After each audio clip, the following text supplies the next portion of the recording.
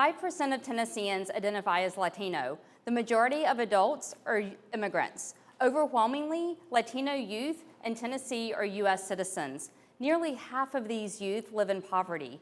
15% lack health insurance. Tennessee has not historically been sensitive to immigration.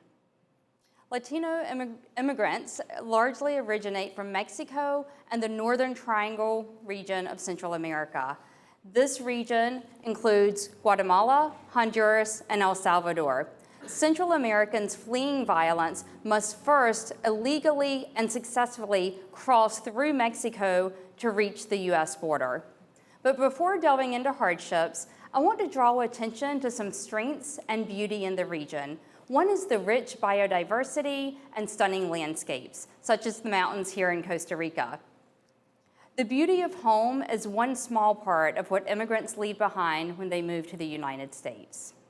Another strength is a sense of community and lower rates of isolation that are found in much of Mexico and Central America. This picture depicts a typical weekday in a Honduran town with individuals out and about, on foot, on bicycles, and by car. There are many opportunities to engage socially and to interact with community members. In addition to the strengths, many sources of trauma exist in the home countries and throughout the immigration process. Some of the stressors for immigrants included on this slide are natural disasters and witnessing or experiencing violence. The immigration process refers to three stages of migration. Pre-migration is the time period in one's home country before endeavoring on the journey. The migration stage is the actual travel period from home to the destination country, and post-migration begins upon arrival at the destination country, such as the United States. This picture was taken on the outskirts of Tegucigalpa, the capital city of Honduras. Tegucigalpa is one of the most dangerous non-war cities worldwide. Stressors such as those found in this city serve as push factors for immigrants to seek refuge in the United States. This house is an example of extreme poverty in rural Central America. I imagine that the family living here carries a persistent fear and a source of trauma of losing everything to a natural disaster. I also imagine they don't have an immigrant family member in the United States. This house is also owned by a poor family in Central America. Given where I took the picture, I suspect this family does have an immigrant family member in the United States that helped them build a safer home. And by doing this, the immigrant family member helped to reduce one source of fear and trauma for this family. An immigrant study participant emphasized concerns associated with a medical complication in her home country. The participant explained that if she had not sent money to her loved one would have died from a miscarriage because she didn't have the money to travel to the hospital or to pay for the care that was needed when she required a transfusion. Agriculture is one of the primary engines of the economy in Mexico and Central America. Just last year, 80%, as in 80% of beans and corns, two staple crops, were decimated in Honduras due to drought.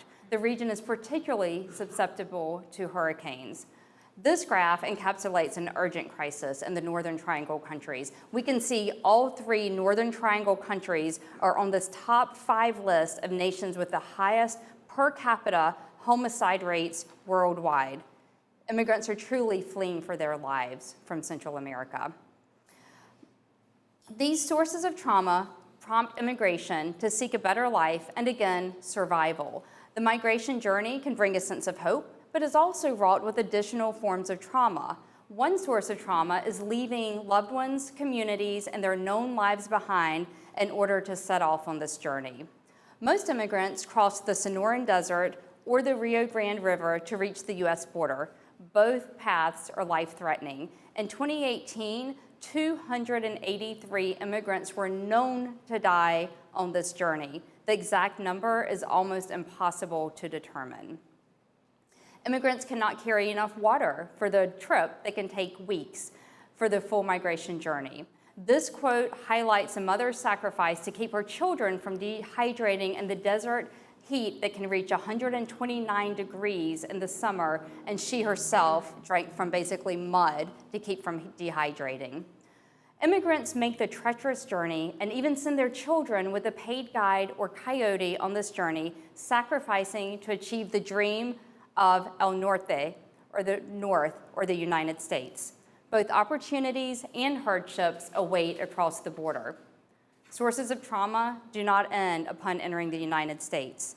The findings here are from a 2015 study with Latino immigrants here in Tennessee. What we know is since 2015, some of these sources of trauma, such as discrimination and family separation by immigrant detentions and at the border, have increased substantially. Exposure to trauma increases risk to physical and mental health status. Latino youth who are U.S. citizens are being raised by traumatized immigrant parents. Without treatment, these children will also suffer detrimental consequences of their parents' trauma. Navigating this trauma, immigrants display profound resilience to leave their known lives behind, make the journey, and seek economic stability and survival in the United States. Once here, immigrants bring a wide range of strength to our community that I would love to discuss in depth and don't have time to do this evening. But I thank you all for being here this evening. I also thank the numerous Latin Americans who have welcomed me into their homes and into their lives throughout Central America and in the United States. And I leave you with one of my favorite pictures of a spider monkey.